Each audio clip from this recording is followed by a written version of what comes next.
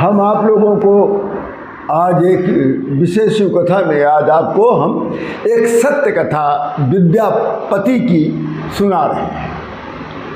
ये कथा 14,007 की है।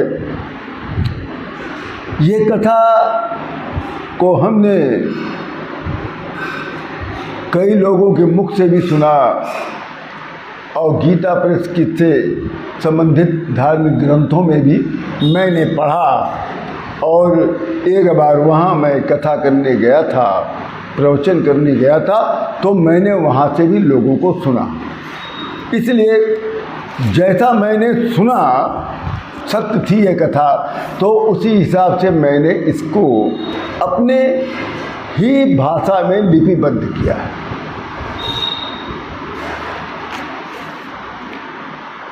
श्री विद्यापति जी मैथिली ब्राह्मण कुल में संवत 1407 के आसपास इनका जन्म हुआ था। इनका जो जन्म 1407 में मैथिली ब्राह्मण कुल में हुआ था। विद्यापति जो थे संस्कृत के बहुत बड़े विद्वान थे और उच्च कोटि के कवियों में इनकी गिनती हुआ करती थी। विद्यापति की धर्मपत्नी का नाम मानिनी था। विद्यापति जी मैथिली भाषा में बड़ी उच्च कोटि की कविताएं लिखा करते थे। सबसे अधिक कविता इन्होंने विद्यापति जी ने केवल शंकर भगवान पर ही लिखा है। इन्होंने जितनी कविताएं लिखी हैं उसमें से 90% कविता केवल शंकर भगवान पर लिखा है। इस प्रकार से देखा जाए तो विद्यापति जो थे वो शंकर भगवान के भक्त ही कहे जा सकते हैं। उन्होंने राधा कृष्ण पर भी और सीताराम जी पर भी अनेक कविताएं लिखी हैं। इनको एक कविता का इनका एक अंश है, भल हरि भल हर भल तू कला खन पितु बसन खन ही बद छला। इस अंश से स्पष्ट होता है कि विद्यापति संकीर्ण विचारधारा के भक्त नहीं थे। ये विद्यापति शंकर भगवान की भक्ति में डूबे हुए थे। शिव जी की भक्ति में ये इतना डूबे थे कि शंकर भगवान इन पर बहुत प्रसन्न भी हो गए और उनकी ही प्रसन्नता से इनको शिव भक्ति की प्राप्ति हुई। ये सत्य है, क्योंकि बगैर शंकर भगवान की प्रसन्नता से, उनके आशीर्वाद से कोई भी शिव भक्त नहीं हो सकता। शंकर भगवान ही चाहेंगे तो आपसे पूजा करवाएंगे, आपसे अपने लिए दान करवाएंगे, आपसे अपने लिए शिव महापुराण की कथा पढ़वाएंगे, शिव महापुराण की कथा सुनवाएंगे और करवाएंगे। ये उन्हीं की कृपा से होती है। ये सबके बस का नहीं है महाराज कि आपने जो चाहो कर लिया। आइए मैं इनकी कथा से संबंधित मैं अब आपको कुछ एक कथा सुनाने जा रहा हूँ। एक बार विद्यापति की कथा को सुनिए। विद्यापति के यहाँ एक बार एक गरीब व्यक्ति भिक्षा मांगने आया। उसकी निर्धनता को देखकर, उसकी गरीबी को देखकर, उसकी दशा को देखकर विद्यापति ने उस व्यक्ति को अपने यहाँ नौकर के रूप में रख लिया। उस नौकर का नाम था उदना। उदना इनके घर का सारा काम करता था, झाड़ू लगाना, बहारना भी, कभी कभी खाना भी बनाना, पानी भर के लाना, और विद्यापति का विशेष ख्याल रखता था। एक बार विद्यापति को कहीं कभी सम्मेलन में दूर जाना था।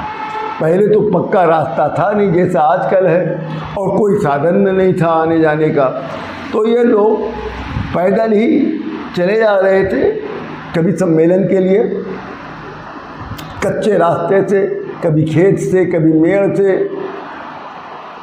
जहाँ जाना था वो मंजिल बहुत दूर थी। जिस रास्ते से ये जा रहे थे उस रास्ते में ना कुआं था, ना तालाब था, ना जलाशय था, ना कोई नदी थी।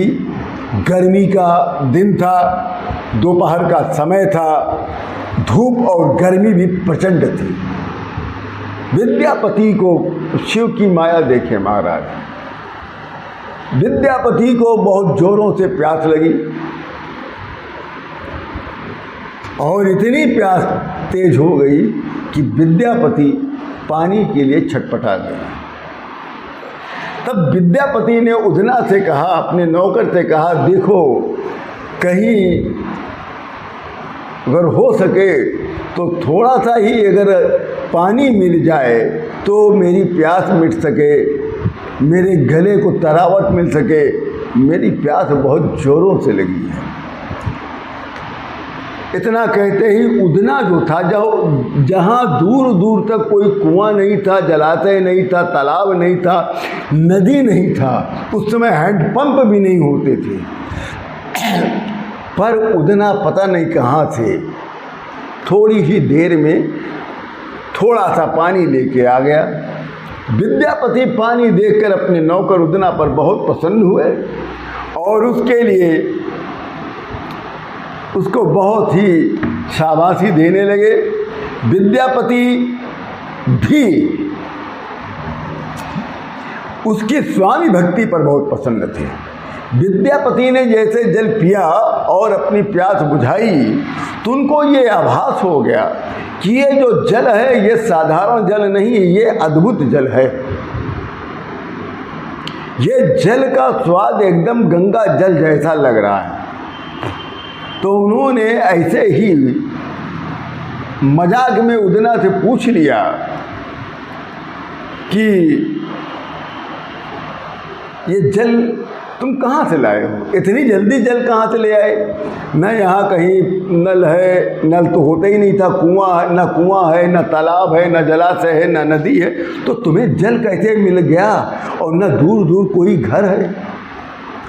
तब उदना ने बहुत पूछने पर तब उदना ने अपना साधारण रूप को त्याग कर शिव रूप को धारण कर लिया और शिव रूप में आकर कहता है कि हे भक्त, तुमको मैंने अपनी इस जटा से गंगा जी को अवतरित करके जल पिलाया है और मैं तुम्हारी भक्ति पर इतना प्रसन्न हूँ, तुम्हारे यहाँ इसीलिए मैं गुप्त रूप से नौकर के रूप में रह रहा हूँ। और एक बात और है विद्यापति, मैं तुमको सावधान कर रहा हूँ कि जो आज मैंने तुमको ये रूप दिखाया है, अपना वास्तविक रूप दिखाया है, इसको रहस्य ही समझना और इसको कभी किसी के सामने बताना नहीं, प्रकट ना करना, नहीं तो मैं उसी समय अंतर ध्यान हो जाऊंगा। परंतु होनहार तो प्रबल होती है महाराज, होनी को कौन टाल सकता है। तब एक दिन क्या हुआ, विद्यापति की जो पत्नी मानिनी थी वो उदना से कोई काम के लिए कह रही थी। उदना भी नौकर था, बच्चा था, उसने भी अपनी मालकिन से कुछ मजाक कर लिया होगा। तो विद्यापति की जो पत्नी थी मानिनी, वो नाराज हो गई और इतना गुस्सा में आ गई कि वो डंडा लेकर उदना को मारने के लिए दौड़ा लिया। लोग कहते हैं कि शिव जी ने यहाँ अपने भक्त विद्यापति की परीक्षा ली थी, कि शिव जी ने यहाँ अपने भक्त विद्यापति की परीक्षा ली थी कि तुम मेरे इस रहस्य को छुपा पाते हो कि नहीं। विद्यापति की पत्नी ने जैसे ही उदना को मारने के लिए डंडा उठाया है, विद्यापति को ये दृश्य देखा नहीं गया और जोर से चिल्ला उठे कि हे स्वामिनी, ये क्या कर रही हो? ये कोई मामूली व्यक्ति नहीं, ये नौकर नहीं है। अरे कोई भगवान से भी ऐसा व्यवहार करता है जो तुम कर रही हो। इतना कहना था कि शंकर भगवान उदना रूप में अंतर ध्यान हो गए। उसी समय विद्यापति को ये शिव जी का वियोग सहन नहीं हो सका। उदना उदना चिल्लाते चिल्लाते लोग कहते हैं कि विद्यापति पागल हो गए। इसी वियोग में उन्होंने एक कविता भी लिखी थी, उदना रे मोर कतय गेला। उन्होंने रोते रोते लिखा था कि हे उदना, तुम कहाँ चले गए हो?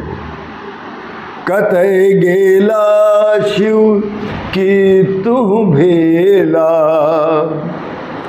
भोग नहीं बटुआ रुति बैसलाहू, जही हेरियानी दिल हंसी उठाऊं, जो मोर कहना उदना उदेत, ताही देव कर कगना बेत।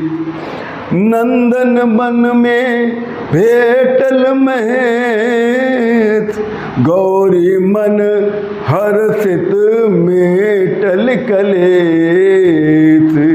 विद्यापति मन सो विद्यापति मन उदना सो काज, नहीं हित कर मोर त्रिभुवन के राज। इस कविता में विद्यापति ने कहा कि हाय उदना, मेरा उदना कहाँ चला गया। इतना कहकर लोग बताते हैं कि विद्यापति बेहद विलाप करने लगे, रोने लगे, और साथ ही उन्होंने भगवान शंकर के वास्तविक स्वरूप को याद किया, और जो उदना उनकी सेवा और टहल किया करता था, जो काम किया करता था, उसकी उनको बहुत याद आने लगी। और ये कहते थे, यदि कोई मेरे उदना का पता बता देगा तो मैं पुरस्कार स्वरूप में उसे हाथ का मैं कंगन दे दूंगा। इस कविता में यह भी बताया गया है कि नंदन वन में विद्यापति ने भगवान शिव जी से भेंट हुई थी। अर्थात वो नंदन वन था जिसमें शंकर भगवान ने अपने जटा से गंगा जल निकालकर विद्यापति को पिलाया था, और उसी नंदन वन में और उदना ने अपने वास्तविक स्वरूप शिव स्वरूप में आकर विद्यापति को दर्शन दिया था। उन्होंने कहा, जगदम्बा मैया से उन्होंने एक मन्नत मांगी थी कि हे माँ, यदि मुझे उदना मिल जाएगा तो ये कंगन मैं आपको चढ़ाऊंगा। एक विद्वान ने उदना का अर्थ बताया है कि कई ग्रंथों में, कई धार्मिक किताबों में इस कथा को लोगों ने लिखा है। एक विद्वान ने लिखा है उदना का अर्थ, उदना अर्थात रुदना, रुदना अर्थात रुदला, रुदला अर्थात रुद्र, रुद्र अर्थात रुद्र, अर्थात उदना का अर्थ हुआ रुद्र। ये शिव भक्ति का ये अनुपम कथा, ऐसी कथा सुनने को नहीं मिलेगी महाराज, कि इस कलयुग में भी शंकर भगवान अपने भक्त के समक्ष प्रकट होते हैं और भक्त भगवान को पहचान नहीं पाते। केवल लोग, आज के लोग केवल दक्षिणा पर सीमित रह गए कि बस मुझे किसी तरीके से मेरा जजमान दक्षिणा दे दे। भगवान की प्रसन्नता के लिए कोई भी आज पूजा नहीं करता। जय जय श्री राम।